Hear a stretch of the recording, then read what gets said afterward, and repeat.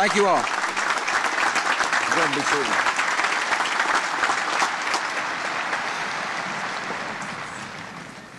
Thanks for the warm welcome.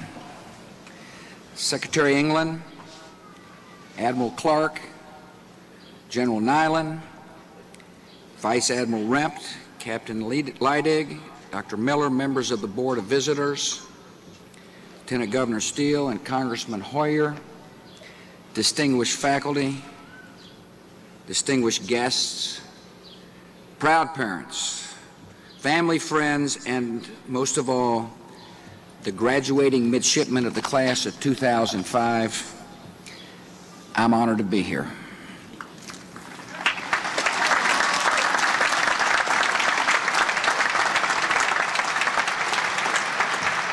And I am proud to stand before the future leaders of the Navy and Marine Corps. And to celebrate the occasion, I thought I would bring along a small graduation gift. It's too late to give you a Staubach Day. So I'll do the next best thing. In keeping with long-standing tradition, I hereby absolve all midshipmen who are on restriction for minor conduct offenses.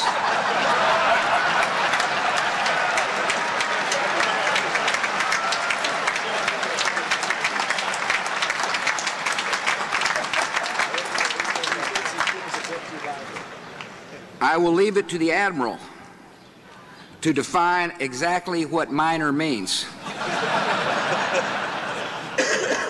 You worked hard to get to this moment. You survived plebe summer and having your parking ticket scraped. You climbed Herndon Monument and threw pennies at Tecumseh, God of the 2.0. I knew him pretty well when I was in school.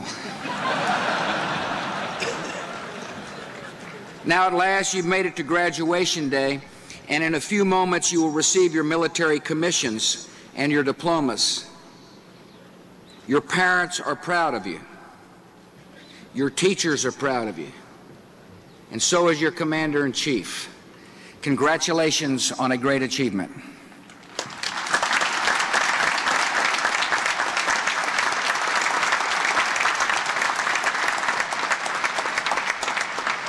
A lot has changed since you arrived at Annapolis 4 years ago. Navy football went 0-10 in your plebe year. This year you went 10-2. And you won your second Commander-in-Chief trophy in a row.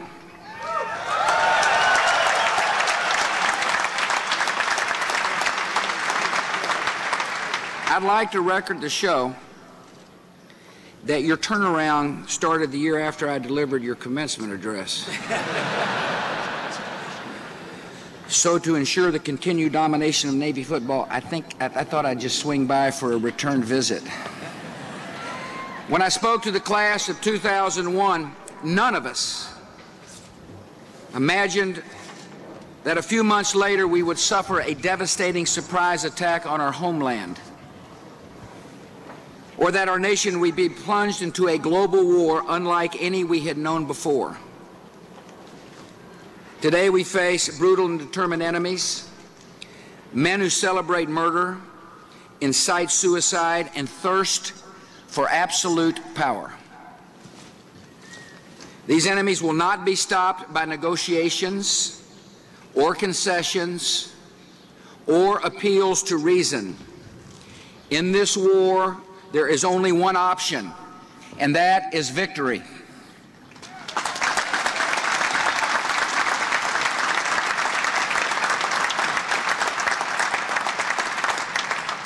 Today I'm going to talk about our strategy for victory in this war, what we've accomplished to make our nation more secure, your crucial role in this struggle, and why we need you to fight the war on terror and transform our military at the same time. In the 21st century, America will be prepared to answer any challenge and defeat any adversary. Our nation is pursuing a clear strategy for the war on terror. We're using every available tool to disrupt terrorists and their organizations. We are taking the fight to the enemy abroad so we do not have to face them here at home.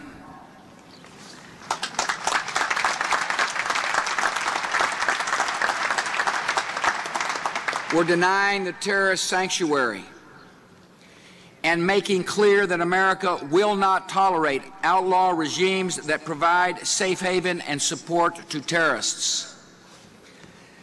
We're using all elements of national power to deny terrorists the chemical, biological, and nuclear weapons they seek.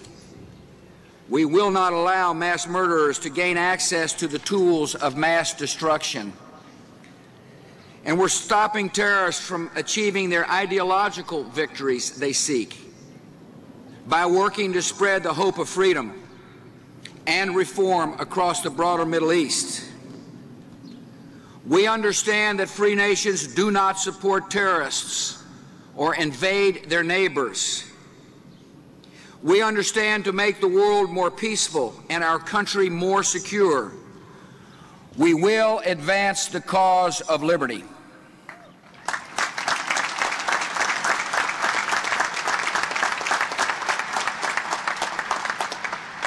Thanks to the men and women of the United States military, our strategy is working.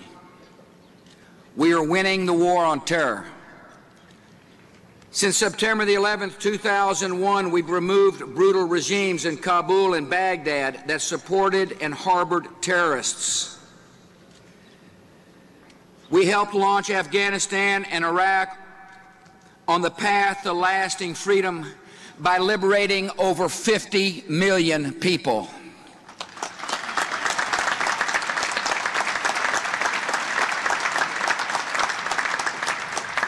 Both these nations have now chosen their leaders in free elections, and their courage is inspiring democratic reformers across the broader Middle East to rise up and claim their liberty.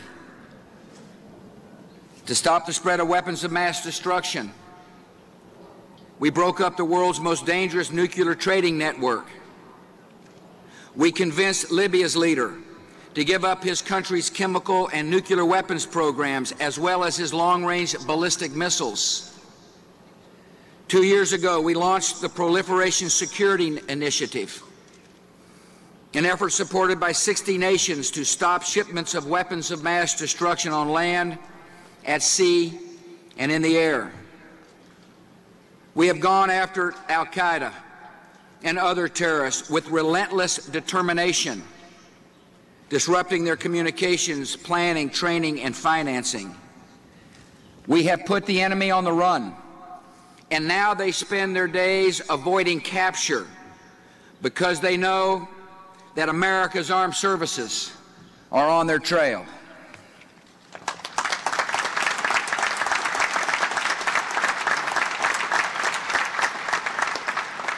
And we will stay on their trail. The best way to protect our citizens is to stay on the offensive. In the last few weeks, we've dealt the enemy a series of powerful blows. In Afghanistan, we brought to justice scores of terrorists and insurgents. In Pakistan, one of Osama bin Laden's senior terrorist leaders, a man named al-Libi, was brought to justice. In Iraq, we captured 2 senior operatives of the terrorist Zarqawi. And in recent days, our forces have killed or captured hundreds of terrorists and insurgents in Baghdad and western Iraq and near the Syrian border.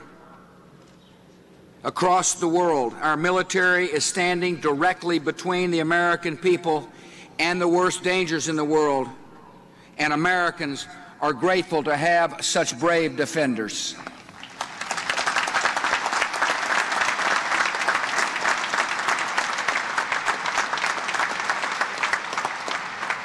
Difficult and dangerous work remains.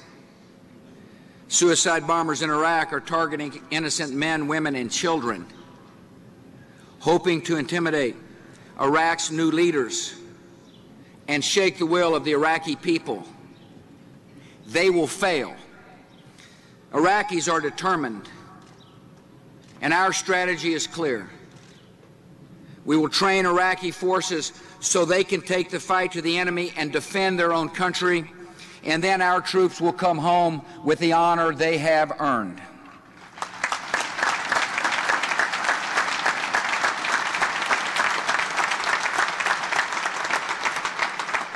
The midshipmen I addressed here 4 years ago are now serving bravely in this struggle.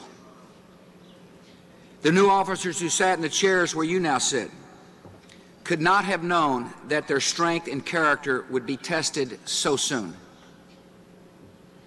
In the last 4 years, they've met every test and overcome every challenge. And they are setting a lasting example of courage for the classes that follow.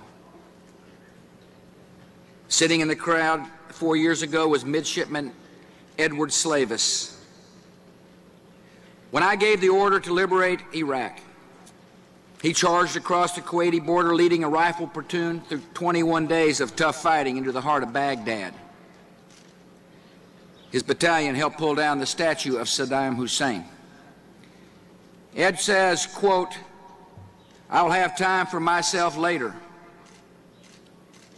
Now I just feel privileged to spend my life doing something much larger than myself." He went on to say, the mission will be a success. And 20 or 30 years from now, historians will look back on the mission to Iraq as America's golden moment.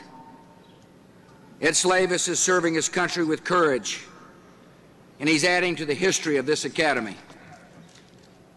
Sitting in the crowd that day was Midshipman Josh Glover.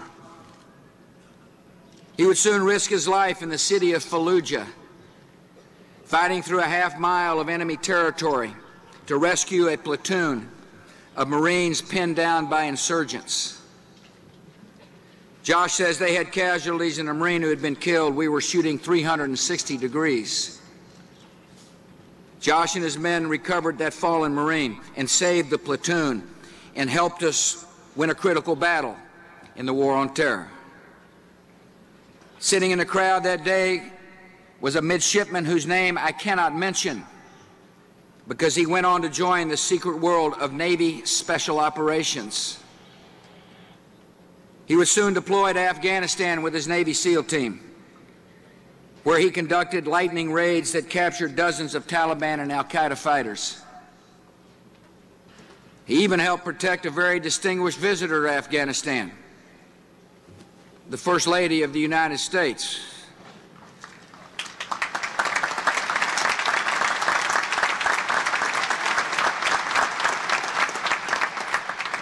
And if he's out there listening, I've got a message for that courageous Navy frogman. Thanks for defending America.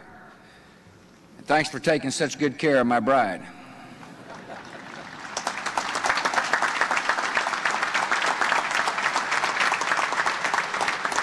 Also sitting in the crowd that day was Midshipman Bobby Rashad Jones. He would go on to serve as a deck division officer on board the USS Germantown, ensuring the safe landing of Marines and Seabees in hostile territory during anti-terrorist operations in the Philippines. Bobby was the anchorman of the class of 2001. He was the guy that gave me that bear hug. 4 years later, my ribs still hurt. So don't get any ideas. Here's what Bobby says. Once I got to my ship after 9/11, it did not matter where I graduated. The expectations of Annapolis graduates never change. And I'm proud to be a part of the elite and unique tradition of the United States Naval Academy. I want to thank Bobby for his service and thank Bobby for witnessing your graduation today.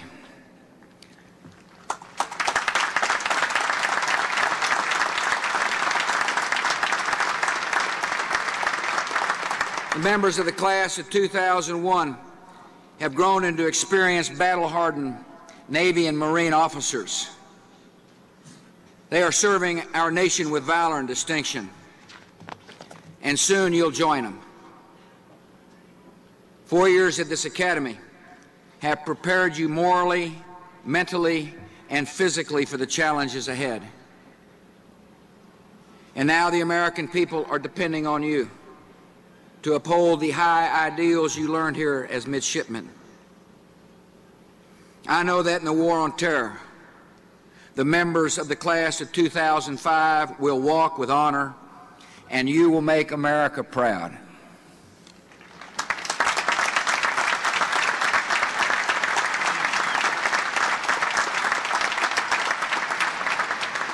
In this time of unprecedented dangers, we need you to take on 2 difficult missions at once. We need you to defeat the terrorists who want to destroy what we stand for and how we live. And at the same time, we need you to transform our military for the 21st century so we can deter and defeat the new adversaries who may threaten our people in the decades ahead. The lesson of September the 11th is clear. New dangers can arrive on our shores without warning. In this era of surprise, we cannot know for certain who might attack us or where or when. But we can anticipate how we might be attacked, and we can transform our capabilities to defend our citizens and deliver justice to our enemies. To meet the threats of the 21st century, we are developing new technologies that will make our forces faster, lighter, more agile, and more lethal.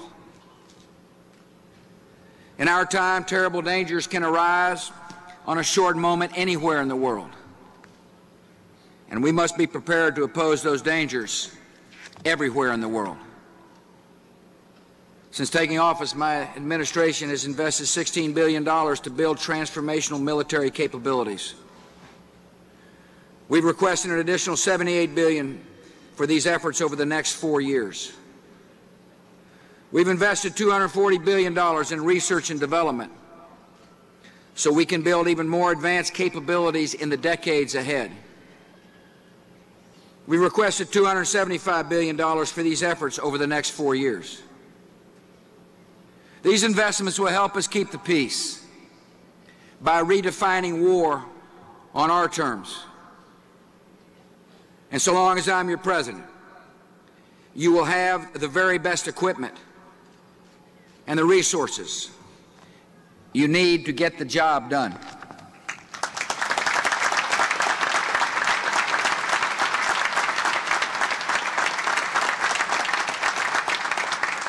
We've already seen the power of technology to transform our forces.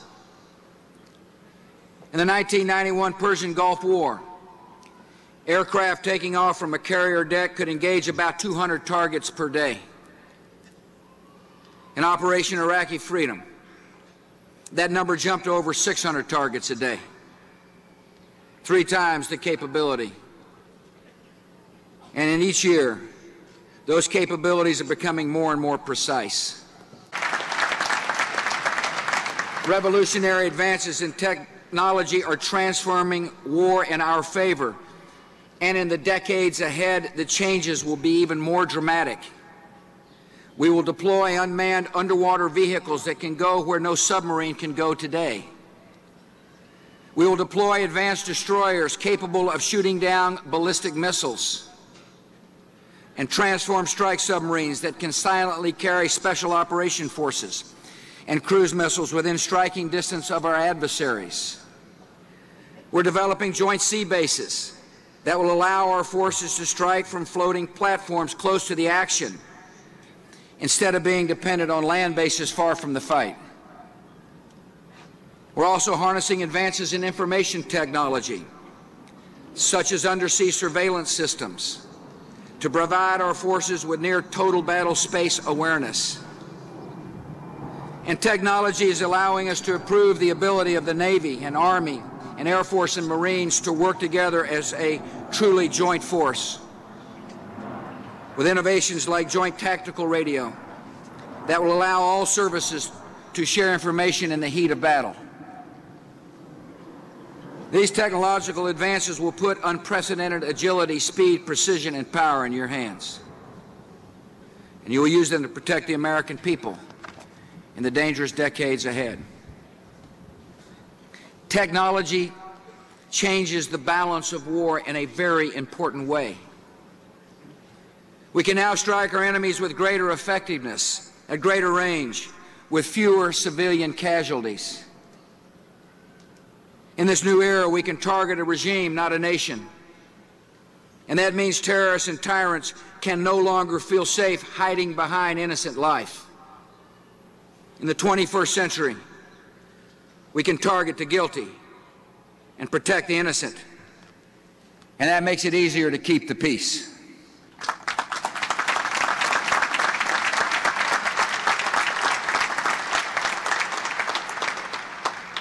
To meet the threats of the 21st century, we must reposition our forces at home and abroad.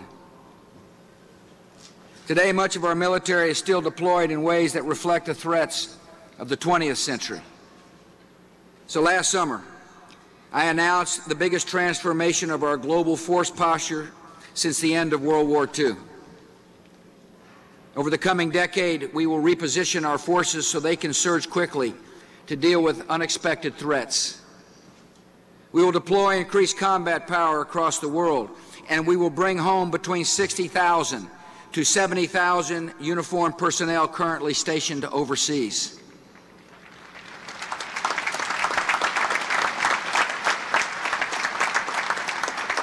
These changes will reduce the stress on your families, raise the pressure on enemies, and ensure that you remain the most powerful and effective fighting force on earth. To meet new threats, we must transform our domestic force posture as well. And that will require closing and realigning military bases.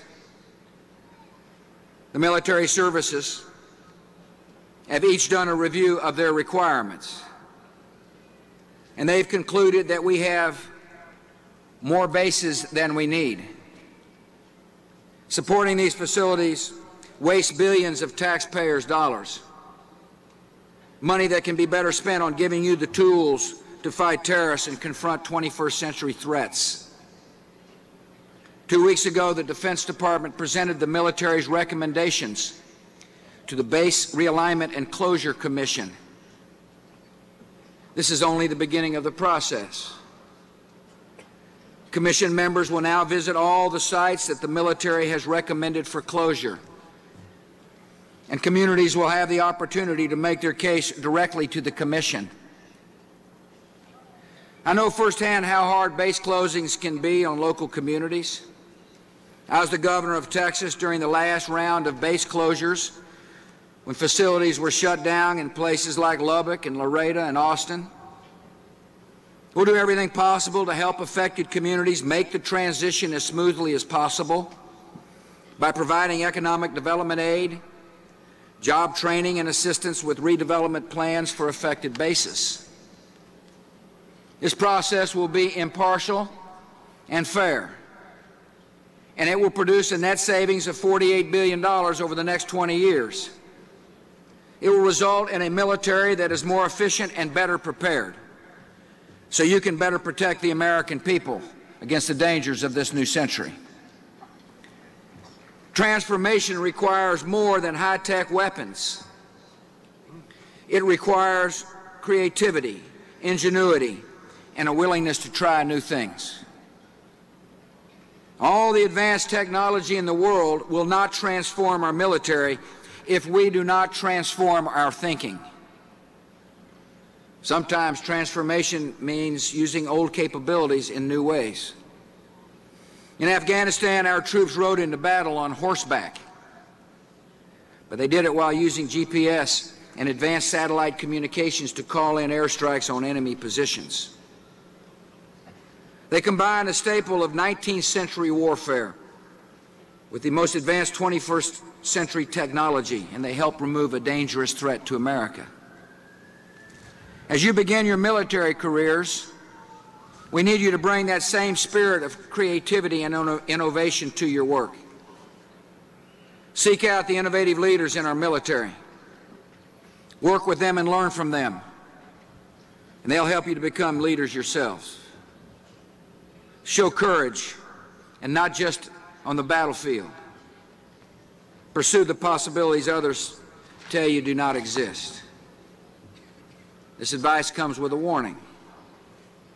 If you challenge established ways of thinking, you'll face opposition. Believe me, I know. I've lived in Washington for the past 4 years. The opponents of change are many, and its champions are few.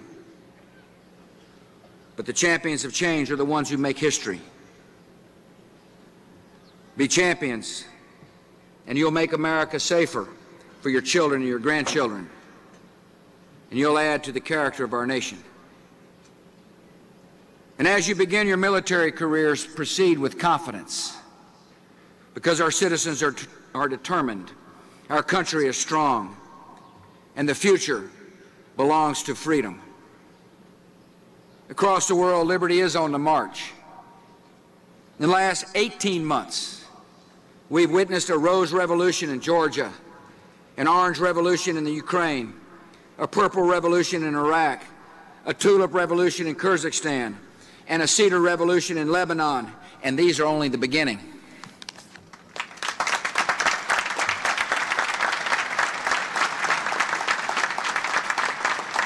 Across Central Asia and the broader Middle East, we are seeing the rise of a new generation whose hearts burn for liberty, and they're going to have it. America is standing with these democratic reformers because we know that the only force powerful enough to stop the rise of tyranny and terror and replace hatred with hope is the force of human freedom. And by extending freedom to millions who have not known it, we will advance the cause of peace and make America more secure.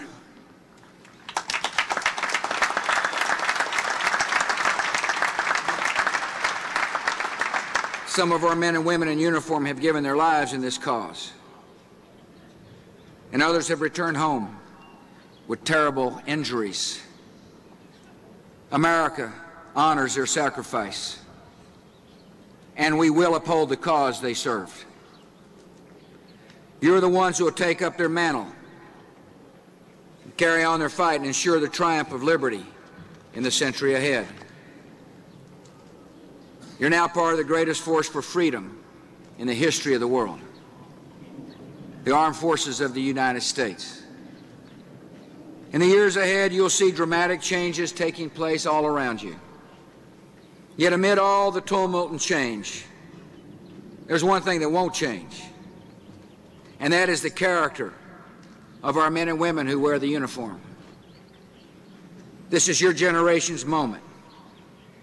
Your mission is necessary, and it is noble. The weapons you use will be more powerful and precise than those available to Annapolis graduates who came before you. And you will face enemies they never imagined. But what will make your success possible is the same thing that made their success possible: the courage and honor and personal integrity that you learned at this academy. We're going to give you the tools you'll need to prevail in today's war on terror, and the capabilities you'll need to protect us against the dangers that may yet emerge. Now the task is in your hands, and that means it is in the best of hands. Thank you for your courageous decision to serve. Bring honor to the uniform, security to our country, and peace to the world. And congratulations to every member of the class of 2005. May God bless you.